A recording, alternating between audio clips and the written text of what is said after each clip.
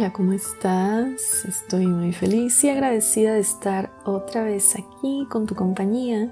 Yo soy Tania y te invito a apapacharte un rato con una taza de té, un cafecito, lo que sea que se te antoje para pasar un rato agradable.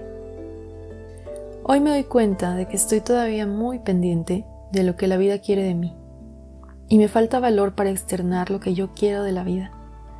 Y ahora veo que esto tiene todo que ver con las dinámicas de mi infancia. Entonces comprendo. Pero cuando se trata de encontrar este sentido de lo que yo quiero de mi vida, me siento perdida. Cuando tengo que pedir lo que quiero o hablar de lo que necesito, no me siento cómoda. Así es que este es un ejercicio de exploración de eso que me faltó, lo que no tuve mientras crecía. Y no me refiero a cosas materiales, sino a algo que yo aprecio mucho y me importa más: el conocimiento. Saber que las cosas se pueden hacer y pensar de miles de formas distintas. Y para hablar de este tema, te quiero dar algo de contexto de mi presente. En este camino de encontrarme en tantas cosas distintas, la arquitectura, psicología, arte, esoterismo, la artesanía, un día se me ocurrió que podría hacer una maestría. Lo que buscaba era encontrar la manera de reunir en una sola cosa todos estos intereses que claramente están relacionados en mi mundo, pero a veces yo no comprendo bien cómo. Y esto de volver a la academia, de internarme nuevamente en conocimiento institucionalizado, ha sido muy curioso, porque ahora veo las cosas muy distintas. Pero bueno, para no hacer el cuento más largo, entré a cursar a un diplomado por parte de la FES Zacatlán sobre filosofía y religión. Se llama Polémicas contemporáneas en torno a las religiones, y ya llevo algunos meses por aquí. Este episodio de hecho va en conjunto con una tarea, pero también es una dedicatoria. Si ya me has escuchado antes, sabes que me gusta hablar y compartir mis aprendizajes, mis ideas sobre la vida, y me encanta también escuchar las de los demás, en parte por eso me hice terapeuta. Este episodio va dedicado a todas las personas que buscamos nuevas formas de hacer lo que ya sabemos hacer, porque el alma lo pide, porque se vuelve necesario, por la razón que sea. Si tú estás en una búsqueda personal, sigue el camino que tu alma reconoce. Aunque no sepas por qué o no tenga sentido, eventualmente comprenderás que en esta vida el alma no da un solo paso en falso.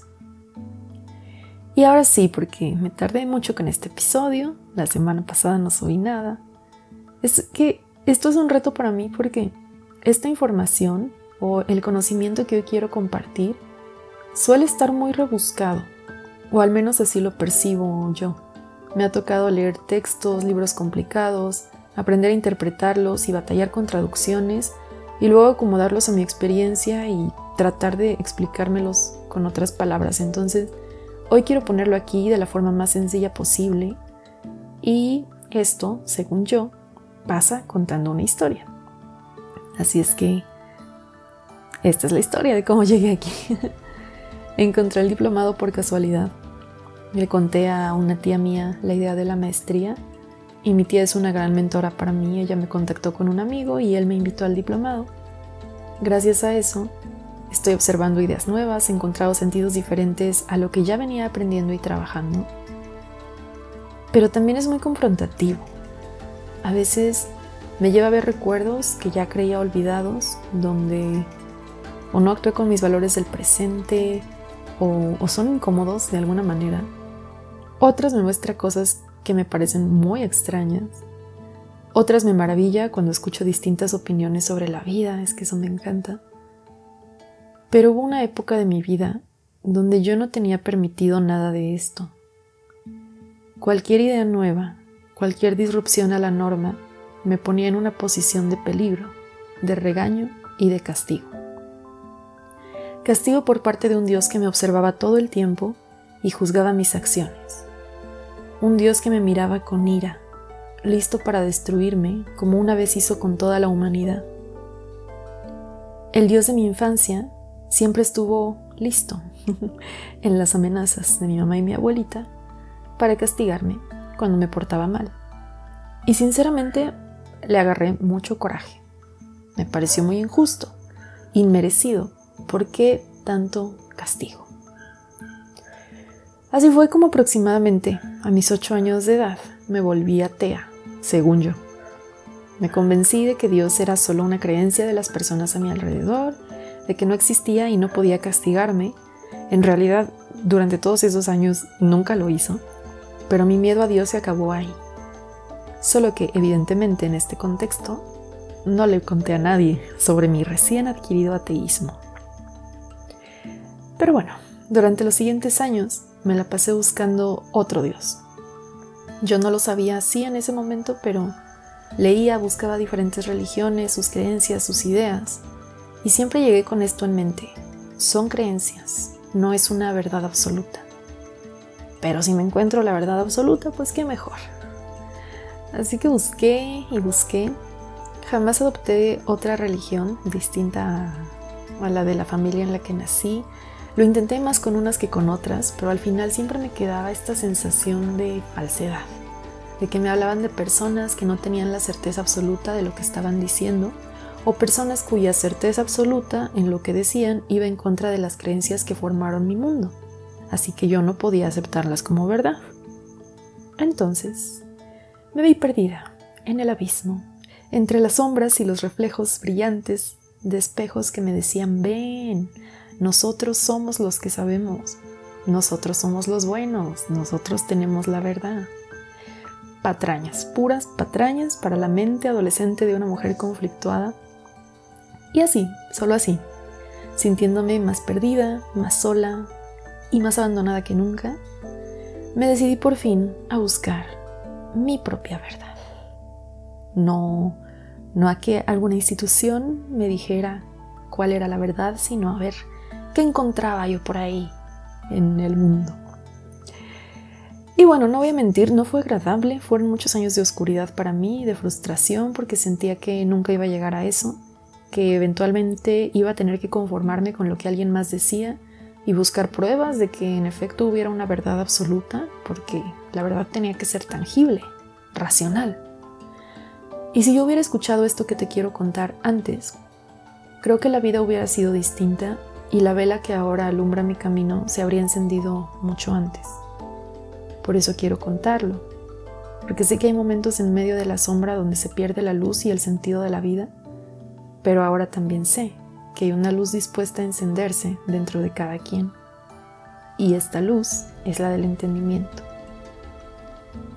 La historia que voy a contar hoy no es esta historia de cómo formé mi sistema de creencias.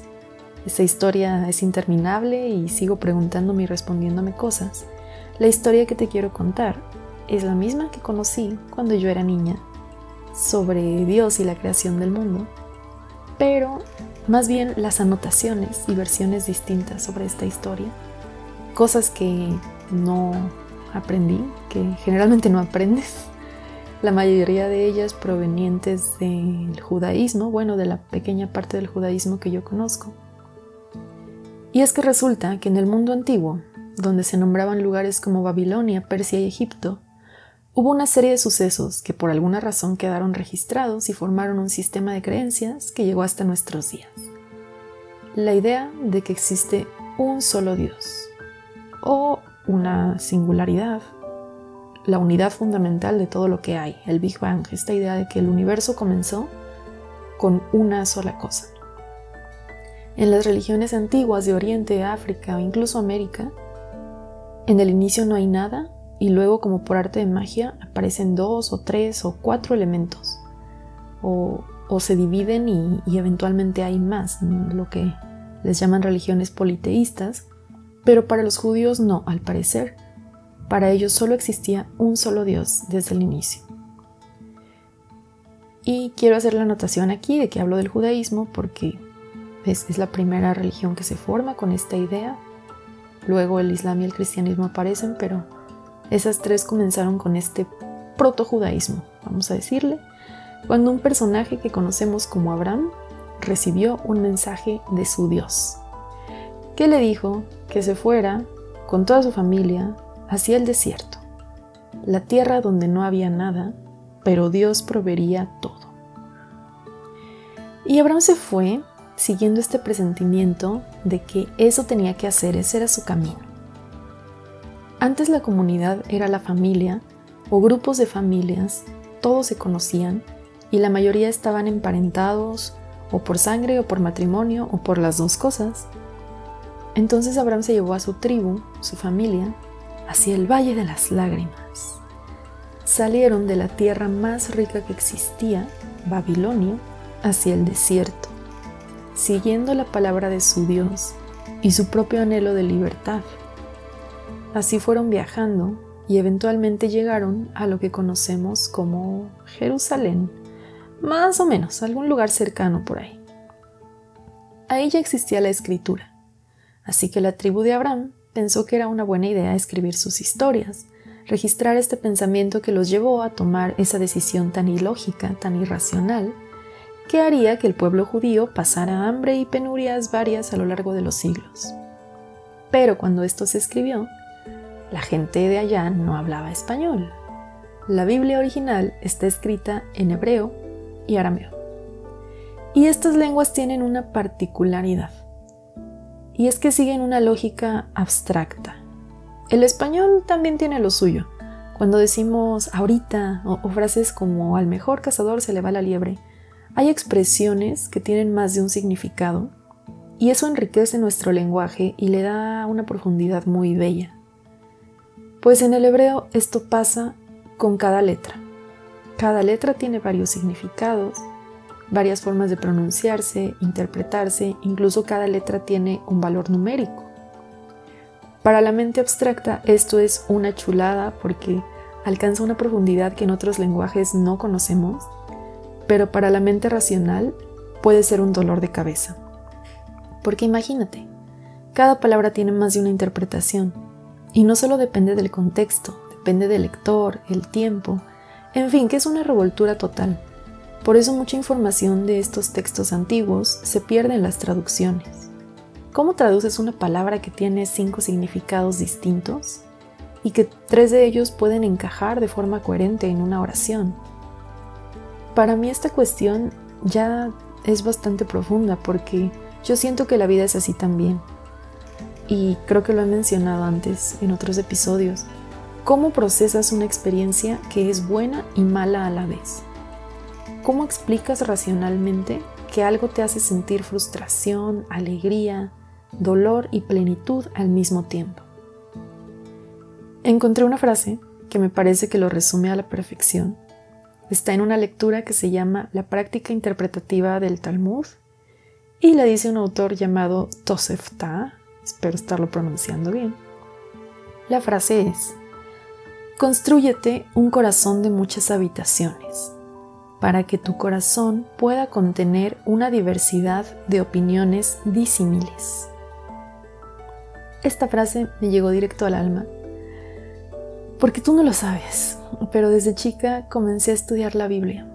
Al principio con versiones para niños, luego con la que me regalaron en mi primera comunión, en esta búsqueda de explicarme por qué Dios quería siempre castigarme.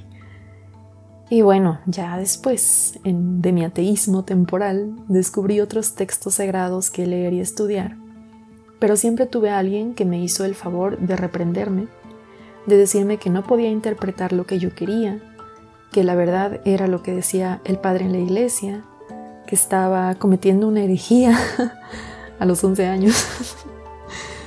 Pero bueno, hoy digo que fue un favor, porque gracias a todos esos comentarios, mi ser adolescente perturbada y rebelde no se detuvo. Y finalmente encontré que en algunas comunidades judías, desde hace miles de años, los niños tenían voz. Las mujeres tenían voz. Los rabinos les preguntaban y tomaban en cuenta sus opiniones. Para un niño, ¿qué significa esto de esta historia de la Biblia? Desde ser mujer, ¿cómo es esta experiencia espiritual que se describe así? Y así la comunidad se iba enriqueciendo, cuando se escuchaban unos a otros, cuando discutían, a veces de forma pacífica, a veces no tanto, sobre lo que significaba el texto. Y hoy digo texto, pero para ellos era su historia, el sentido de su vida. Imagínate que de niño te hubieran preguntado, ¿tú qué opinas? ¿Esto que está pasando, qué significa para ti? ¿Esto que acabamos de leer tiene sentido? ¿Cómo te hace sentido? Que te hubieran escuchado con respeto, que te hubieran permitido pensar diferente y explicar tu punto de vista. ¿Te imaginas? ¿Cómo hubieras crecido? ¿Tendrías esta idea de que no eres lo suficientemente inteligente? ¿Tendrías la misma aversión por la iglesia o la religión? ¿Y qué pensarías de Dios? Si Dios no hubiera sido esta amenaza que te iba a castigar, si se te hubiera permitido cuestionar, descubrir por tus propios medios, ¿cómo serías hoy? ¿Qué ideas tendrías sobre la vida?